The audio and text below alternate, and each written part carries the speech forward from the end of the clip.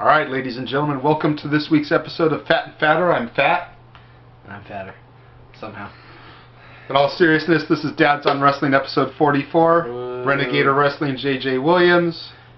No nickname necessary, Jeff Meacham. And we are here to talk about this week in TNA. No. This week in Impact Wrestling. TNA. Impact Wrestling. Same difference. We don't know what it's called anymore. It should be called VSW. Very sad to watch. Very shitty wrestling. Oh, okay. That too. Or very shitty writing, depending on which part of the team you want to look at. Well, which part of Impact was wrestling? Exactly. The first 45 minutes? Because the answer is no! Let's hold off on Impact. Alright. Let's start with Bound for Glory. Oh, okay. That abomination that I refuse to watch. Yes. Okay, yeah. That abomination that I actually sat through the stream on, because, nobody wanted to come over to our house and watch it because it was freaking TNA. Yeah. So I had to cancel that event. Yeah. But I actually sat down and I watched the stream. And about halfway through it actually did take me halfway. Okay. Halfway through it, I'm thinking to myself, why am I sitting here? Yeah. Because, the first couple matches were decent matches. Right. In fact, I will give this. The matches in of themselves at Bound for Glory were really good matches. Even the Sting Hogan thing, which was designed to be a clusterfuck, didn't turn out that bad. Yeah. It was the writing of the matches and the storytelling that followed and went along with them that was complete shit. Yeah. The final two matches of that event basically took the last year plus of TNA, of Impact, whatever, and shit on it, rub smear on the toilet seat, refused to clean it, and then flushed it anyway. It was just awful. Yeah. Sting Hogan ended up with Sting winning, of course. We all knew that was going to happen. Had to happen. Bischoff's son basically, sold Hogan down the river. Mm-hmm. Or sold Immortal down the river, let's be honest, let's get real. And then Immortal hits the ring, Sting begs for help, Hogan hulks up, helps him, clears the ring. So we have Bischoff's son and Hogan and Sting on the same page. Okay. And this is supposed to make sense. This is supposed to be good writing. You're right. Right. And groundbreaking material here, folks. Yeah. And then the main event, which actually, luckily it was the main event, the World Championship match, took the Bound for Glory series and shit on that too. Yeah. Because they've been building this series up for a good 3 to 4 months. At least. About the winner of Bound for Glory series getting a shot at Bound for Glory, and they made everybody believe that the winner was going to get the belt. And then they spent the next month after the series was over building up the Bobby Roode story. 13 years in wrestling. All I've wanted in my life is to be a world champion. I come home to my wife and my kids, and at Bound for Glory, it's going to make this all worth my time. Had him face the members of Fortune to wear him down and make him less ready to go. Had him face Jarrett and Gunner? Yeah. In a handicap match. Yeah. 3 which was a botch right there, because if I was doing the writing, it would have been Petey Williams. Exactly. Back for one night. Yep. His old leader of Team Canada. Yep. And then he loses.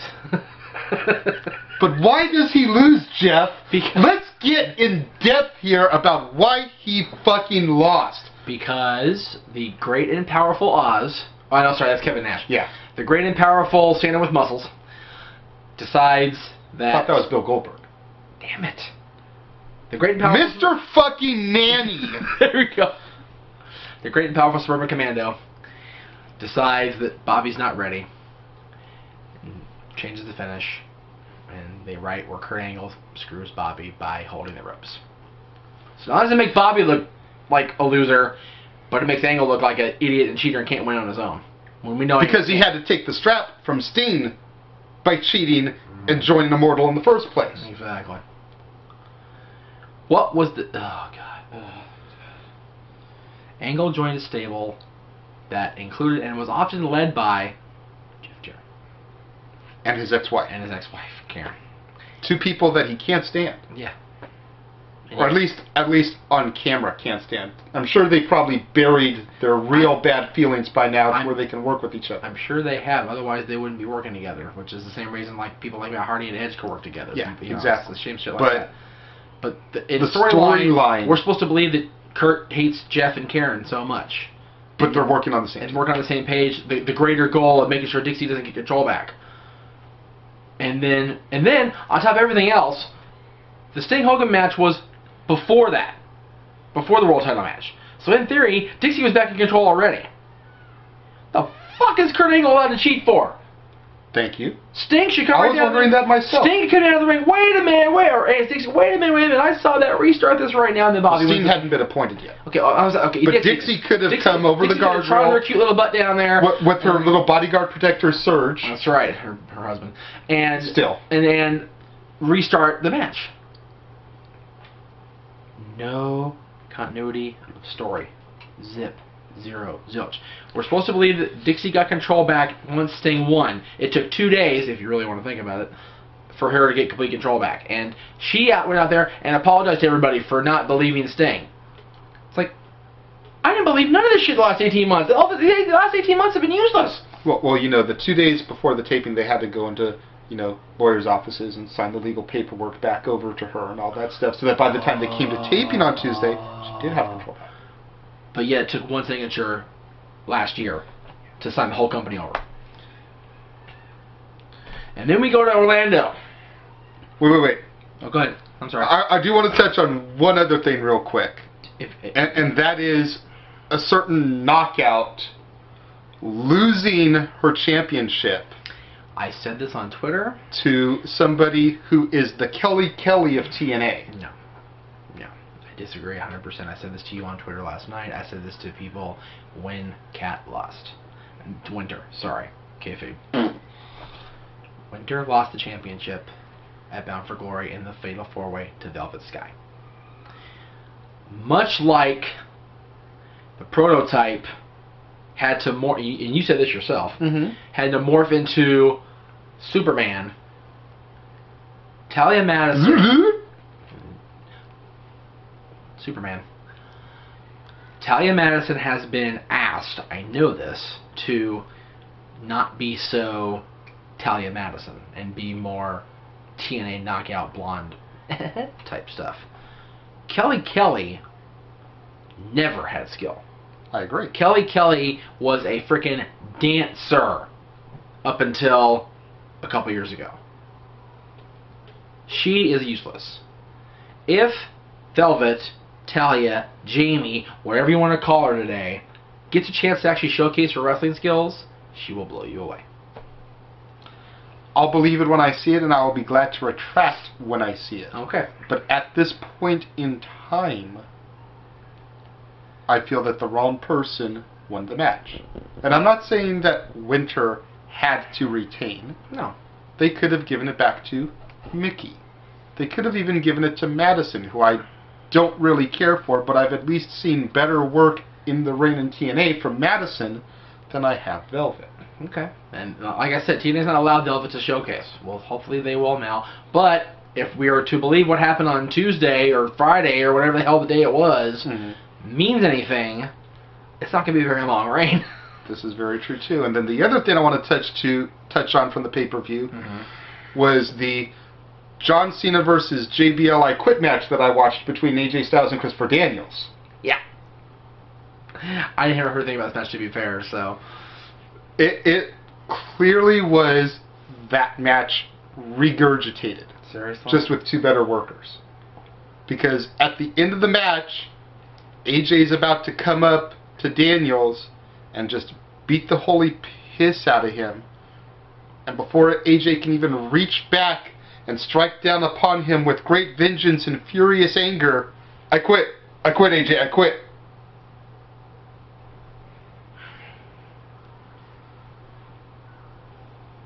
Daniels, you will forever be in AJ's shadow with that type of character. That's not the fallen angel. Alright. So, let me just clear everything up for everybody out there watching in YouTube land. Bound for Glory fucking sucked. No, not even that. the two big showcase shows of the year for the two companies of the wrestling business both sucked. Yeah. Because Mania was awful. Yeah. And Bound for Glory didn't deliver. Yeah. Everybody needs to watch Renegade Wrestling every week here on YouTube because he covers real wrestling. He needs to cover some decent shit. He covers PWG. He covers Ring of Honor at times. He covers SoCal Indies. He knows what he's talking about. And the stuff we watch on Monday and Thursday and Friday. You want to see a Supercard show? Go to Steenwolf tomorrow night. Go to Steenwolf tomorrow in Reseda for PWG. We won't be able to be there because we can't afford it. Or if you can't get to Steenwolf tomorrow, next Saturday, come down to the Long Beach Comic-Con at the Long Beach Convention Center. Wrath of Khan, baby. 5 o'clock, Mach 1 Pro Wrestling presents the Wrath of Khan 3. Not Ricardo With Montalban. your admission to the convention, you get a free 2-hour wrestling show. Yep. All right. That will be better than Mania and Bound for Glory combined. Okay. Which brings us to Impact and the fallout of Bound for Glory. Fall out or fall down? Because I swear the writers fell down for 45 minutes and stopped writing. All I heard was talk. Seriously, they did a segment with Sting and Hogan, commercial break. Sting and Dixie, commercial break. Angle and them, commercial break. Storm and them, commercial break. Rude in them. Rude and them, then Storm and them. You're right. Thank you. 4 or 5 commercial breaks. 45 fucking minutes! Without a single match. And what's the first match you bring out? Which, granted, I don't mind because there are 4 knockouts I actually enjoy. Knockouts tag title match. And Winter and Angelina should have won. They're going to give it to Tara and Brooke. I like Tara. I like Tara too. Can we have Tara and Winter as a team? And get Angelina out of there? A couple of dark personalities. I like where you're going with that. I like that. But Seriously. See, Tara's a hero now because she got out from the wrath of Madison Rayne. So she's a good guy now. She's a good people now. Okay, so when Angelina finally turns on Winter, because we know it's bound to happen, she's not going to play, background for too much longer. No. There you go. There you go. So we get the Knockouts tag title match, and then more talking. Which was still better than pretty much any Divas match WWE's put on in the past year. Very true. This is very Love true. you, Beth. Love you, Natty. Sisters of Salvation, Divas of Doom, Sisters of Destruction, whatever the fuck you're calling yourselves this week. But the girls you got to work with are god-awful. Yep. And then there's a couple more things sprinkled in there, and then we get Velvet out there crying and thanking everybody for all their support. It's like... gag, seriously. It's like, you're supposed to be Velvet Sky. You're supposed to be an arrogant, snobby little bitch going, haha, I did it. And then here comes Karen. And 2 feet in front of her is Karen Screech. Shut up! We can't get on Karen Screech too much because we have all sat back and endured the wrath of both Stephanie McMahon and Vicky Guerrero. I think we served enough time, dude. Between those two. We've served enough. Where's our penance, man? And Karen's worse. Our penance is the mute button. No, seriously. Because Karen isn't bad to look at. Seriously. Here's the difference. Stephanie was an awesome character. And Stephanie has family ties to the business. 500 million fucking generations.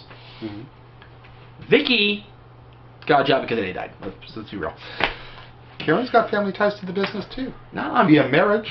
Okay, but she divorced one and married the other, and she somehow got worse.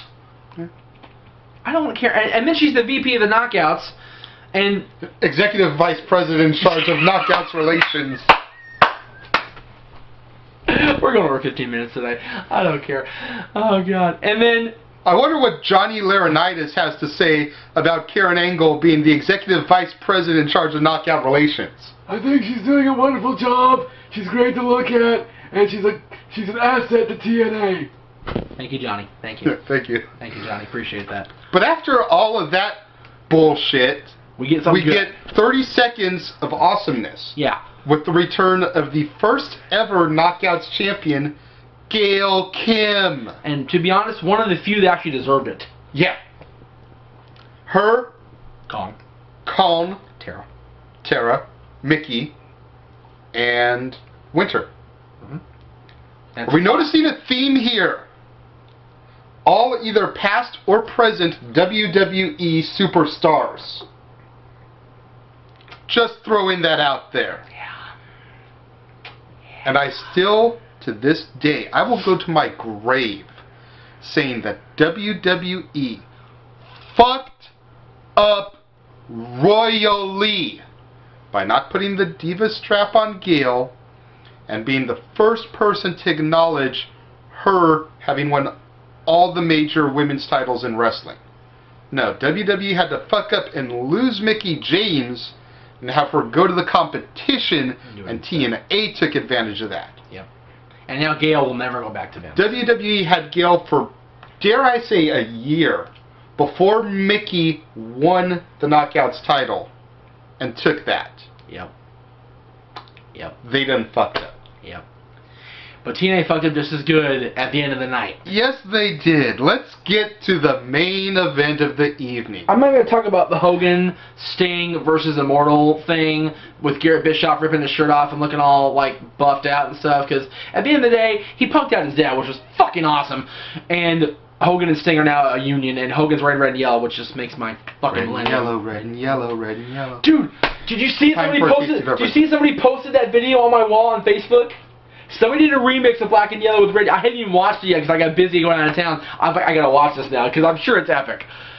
Anyway, the main event, as ordered by Stinger, the new authority figure, was Kurt Angle defending against not Bobby Roode because there was a contract clause, but James Storm. And not only was it a match with Kurt Angle and James Storm, it was a match with Kurt Angle beat up or fucked up or whatever because he beat on James, James shoved him, super kicked him, 1, 2, 3. The title changes hands. I think I've seen this match before. I think I have too. But in the role of James Storm, it was another guy. Yeah. Yeah.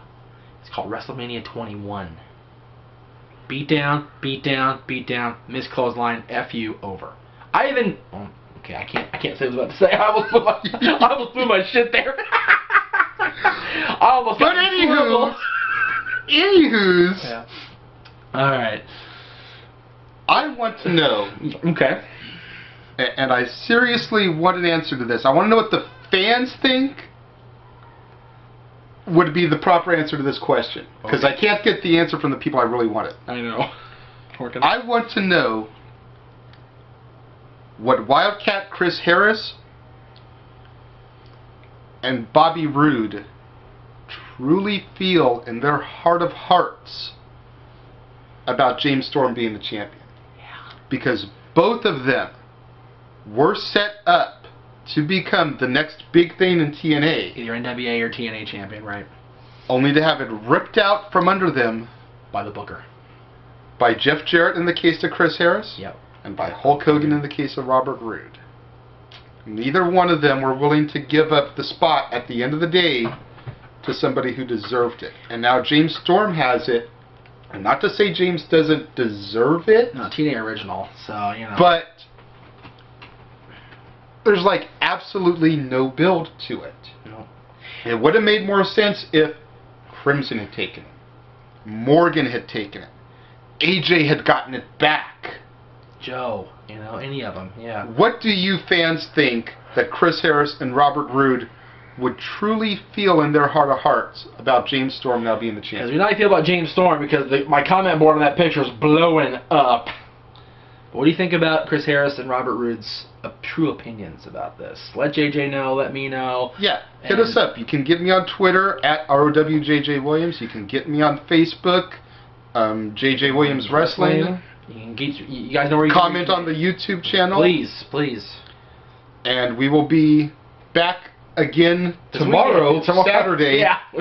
with predictions from everybody. An RSI Vengeance prediction, a Renegade prediction, a Stat Boy prediction, and maybe if we can, wrangle him up for 10 minutes, a AA prediction. Yeah, good luck with that.